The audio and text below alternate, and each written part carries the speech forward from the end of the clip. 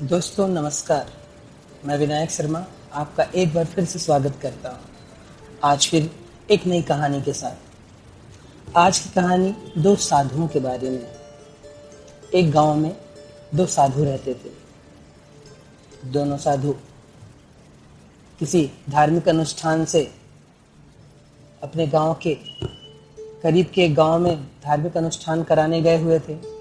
जब वे वापस आए तो उस गांव में बहुत तेज आंधी तूफान आया हुआ था। जब वे अपनी कुटिया के पास पहुंचे, अपनी झोपड़ी के पास पहुंचे, तो उन्होंने देखा कि उनकी झोपड़ी आधी उड़ चुकी थी। सब कुछ वहां पर तहस नहस हो चुका था। आधी झोपड़ी ही रह गई थी। पहला साधु यह देखकर बहुत क्रोधित हुआ। उसने भगवान को दोष देना चालू कर दिया कि भगवान, यही मेरी पूजा का फल है। मैं तुझे कितना प्रेम करता हूँ, मैं तेरी कितनी पूजा करता हूँ, लेकिन फिर भी तूने मेरे साथ यह अन्याय क्यों किया। चोरों के, कपटी लोगों के घर सब सही सलामत हैं और मेरे घर को तूने उजाड़ दिया। और वह शिकायत करता रहा, बुदबुदाता रहा भगवान को, लोगों को, परिस्थितियों को दोष देता रहा।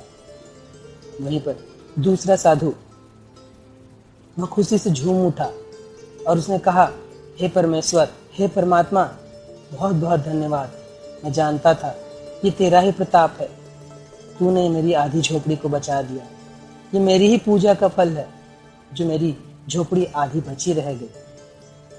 और वह भगवान को धन्यवाद देता हुआ अपनी आधी अधूरी झोपड़ी को फिर से बनाने में जुट गए। दोस्तों, यही हमारे साथ होता है। यही हमारे आसपास के लोगों के साथ होता है।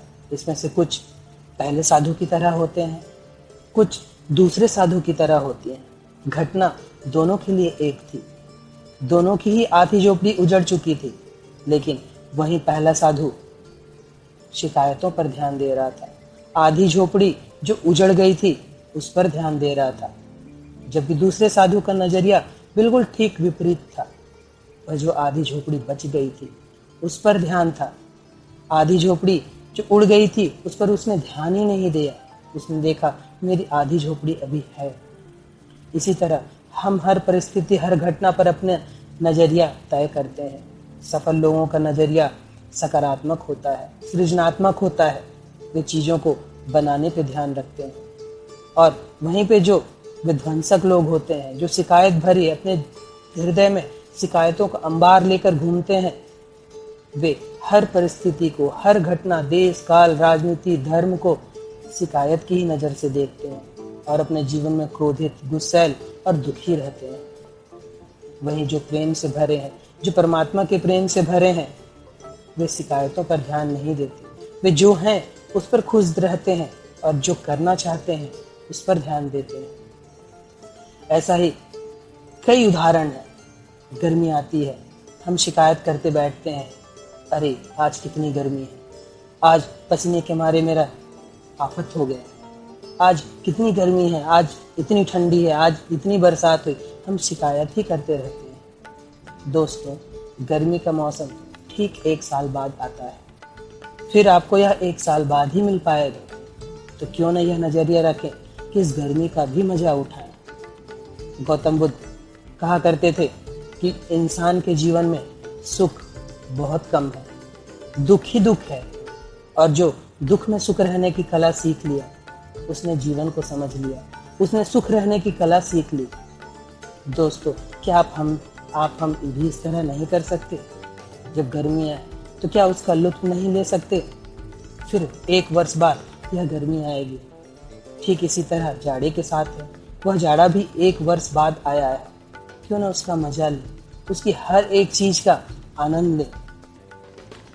हमारा नजरिया ही हमारा खुशी, हमारी सफलता तय करता है। हमारा नजरिया पहले साधु की तरह होगा तो हम दुखी रहेंगे, दूसरे साधु की तरह होगा तो हम हर जगह खुश रहेंगे।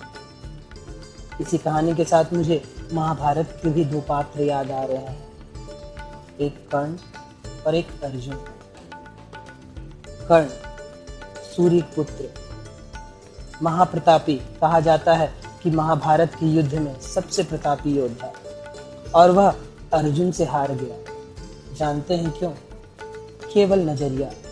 ये नजरिया को देने वाले सारथी, सारथी रथी के साथ जो है वह सारथी, आपके साथ भी एक सारथी है जो आपको सलाह देता है, आपके नजरिया को तय करता है। अर्जुन का सारथी कृष्ण थे, जिन्होंने गीता जैसा ज्ञान दिया, जिन्होंने अर्जुन को कहा कि तेरा जन्म ही जीतने के लिए हुआ है।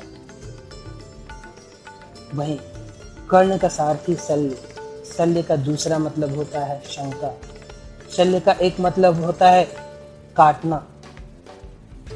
शल्य हमेशा कर्ण को कहता रहता था, देख तेरे सामने साक्षात नर नारायण की जोड़ी, देख कृष्ण जिधर हैं उधर जीत ही जीत है, तेरा जीतना मुश्किल है।